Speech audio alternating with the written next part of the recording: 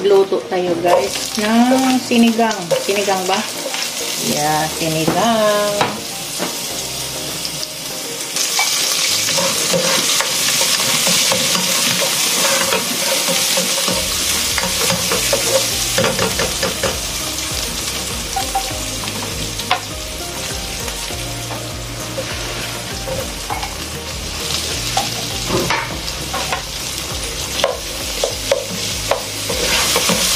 Sinigang pang tanghalian.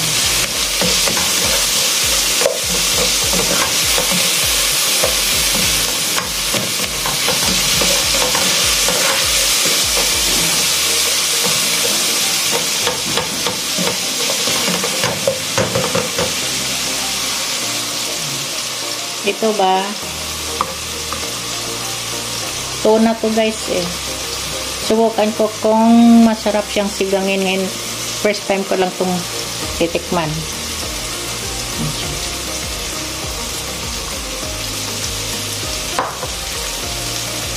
Kaya unahin ko na lang to. Kasi matigas to. Yung ano kasi, yung isda madaling maluto. Kaya unahin ko to.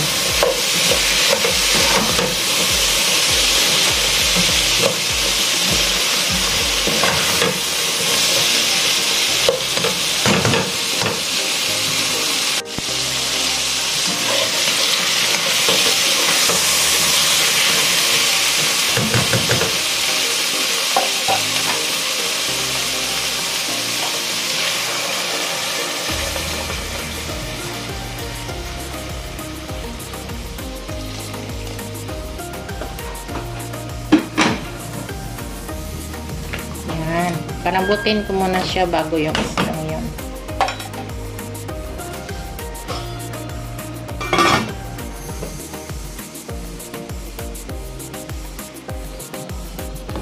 Nilagay ko na lang yung talong.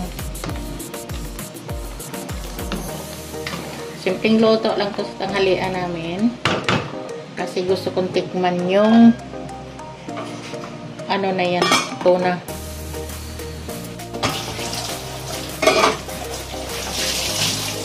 Luto na yung aking labanos.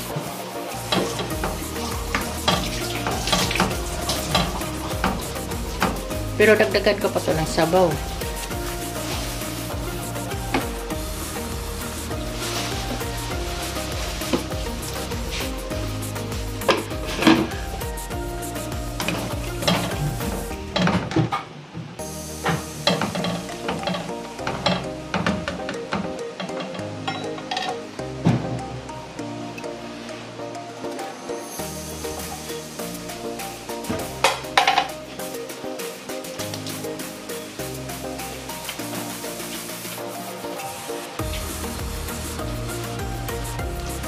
Masarap to guys kung miso ang isigang mo nito.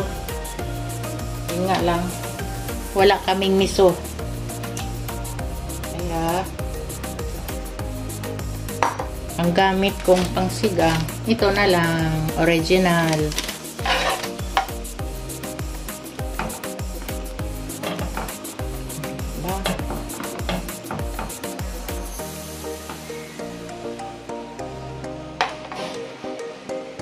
May pakpak siya gayo. Hindi ko magtanggal-tanggal oh. May pakpak siya. Yan, pakpak. Makain pa ba yan? Sarap yan. Pakpak sa isda. May pakpak ba yung isda?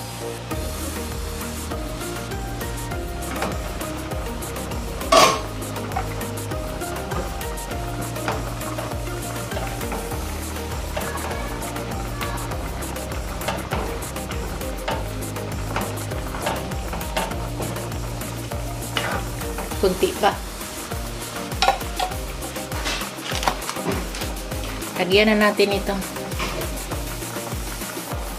Nangyari sa video ko.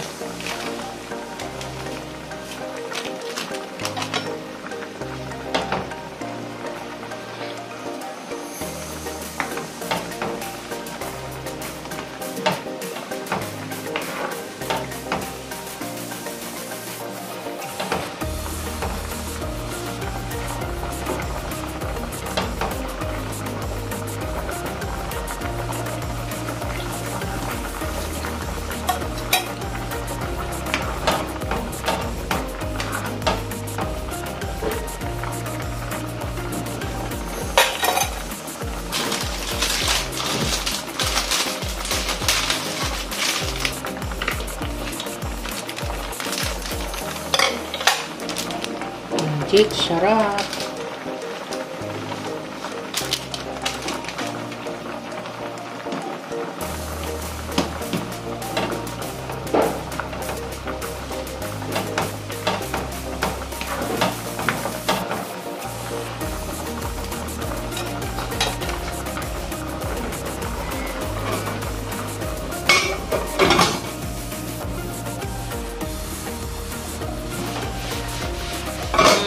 Ito na guys.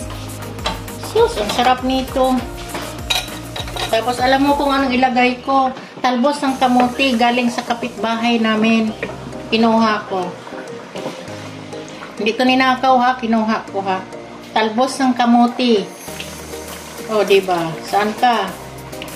Napakasarap nito. Galing to sa kapitbahay namin. Fresh na fresh. Kamuting kahoy. Hindi. Kamuting, ano? Talbos ng kamuti, yun.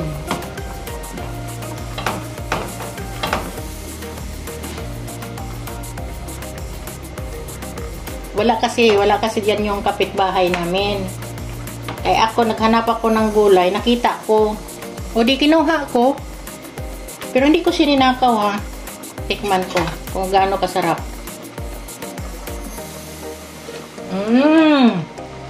Masarap pala yung talbos ng kamote galing sa kapitbahay namin, guys.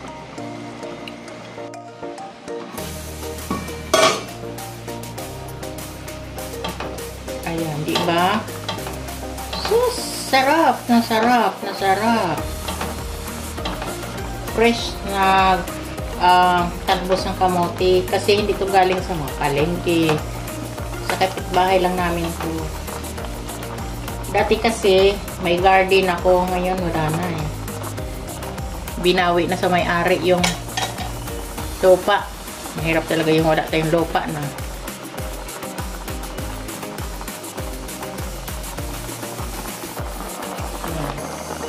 Napakasarap guys. Kainan na tayo.